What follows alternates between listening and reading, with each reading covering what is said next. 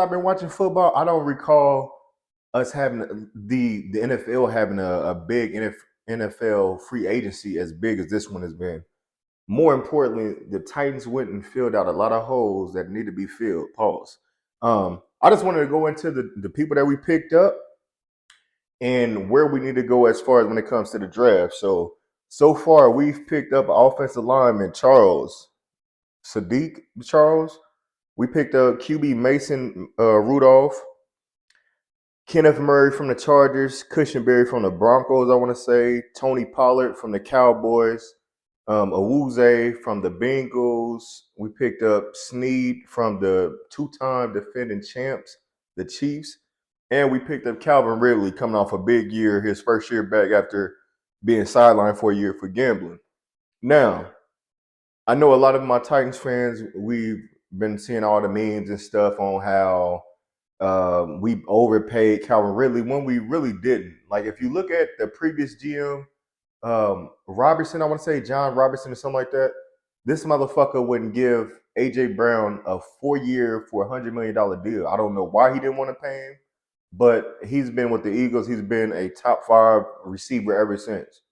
Calvin Ridley, coming off the year he had last year, he proved that he is a solid receiver. I'm not saying he's a top 5, but he's top 15, possibly top 10 if he can keep getting the ball to him.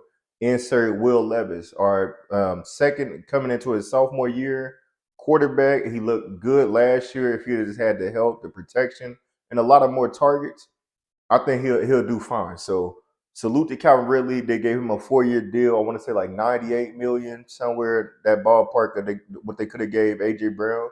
But it is what it is, man. I like the direction we're going. We went out and picked up some cornerbacks that we really needed bad.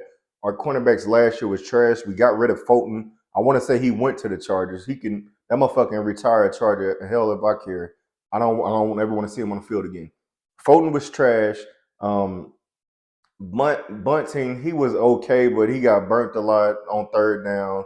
So these two dudes that we went and got, Awuzie and Snead, solid cornerbacks. I think that they will be a big part to our defense, bring us a big part to our defense. And our defense is going to be all right. Now, as far as holes that need to still be filled,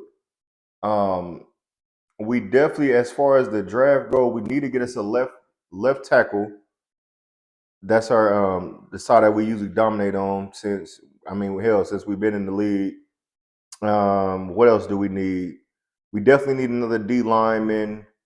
We need a linebacker. We need a middle linebacker. We need somebody that's gonna be the captain of the team as far as the linebacking core goes. I know Murray was a good pickup. He didn't play as most people felt that he would when he played for the Chargers, but coming into this defense, a new defense, you never know, it might give him that spark that he needed. And we also I would say we would need a slot receiver. I'm still not sold on Burks, not too much. I just seen congratulations to him. Him and his lady just announced that they're having a baby girl. But as far as that, I think he's too focused on busting a nut that he'd rather bust a nut than get the Titans to where they need to be. I know that might sound crazy. I might sound like a fanatic, because a nut is better than a football game. But with this dude, these 2 years that he's been in the league, he's been injured way too much.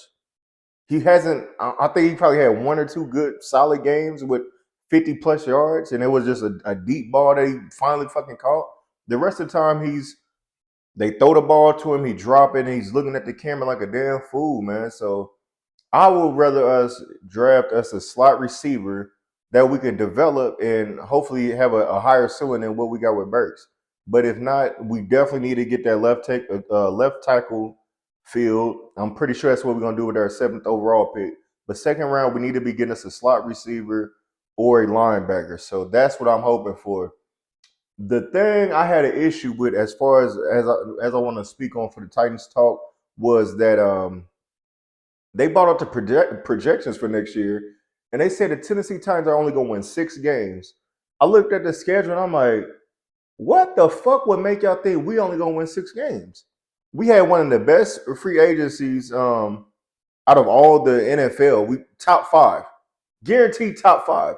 We will win more than 6 games right now, and I'm going to say it as an early prediction, we should win at least 10 games. We will win the division. The Texans looked okay. They did a thing in free agency, but I'm not sold on anybody else. The Colts are the coach. Coach is gonna do coach things. They're gonna fuck up at some point. The Jaguars overrated. They was all geeked this year. They said he's gonna win the division. Didn't happen. Tennessee Titans will win more than 6 games. That's a guarantee. I just want to say that. Whoever made that prediction, whoever put that shit up on FanDuel, fuck you. Simple as that. Titans game, we out. Thank y'all for tuning into this Meet You from the Midwest podcast. This is the sports news segment I have for y'all this week. We'll get into a couple other things in a little